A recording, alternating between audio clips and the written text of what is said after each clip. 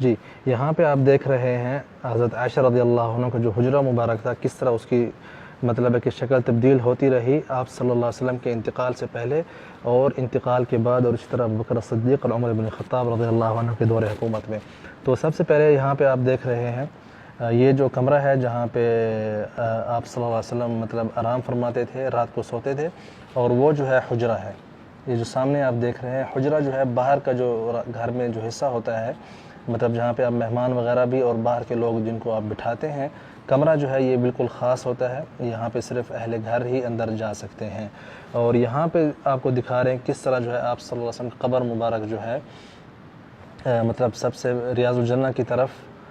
سب سے پہلے جو ہے آپ صلی اللہ علیہ وسلم کی قبر مبارک ہے۔ اور یہ جو جگہ آپ دیکھ رہے ہیں یہ وہ جگہ ہے جہاں پہ آج کل جب آپ سلام پیش کرنے جاتے ہیں تو سامنے جو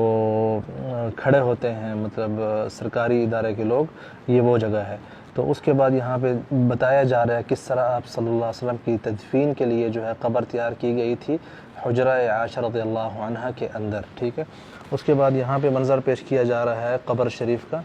اور آپ صلی اللہ علیہ وسلم کی جو ہے قبر مبارک کا، اور سیدنا عائشہ رضی اللہ عنہ کے حجرے کا کس طرح جو ہے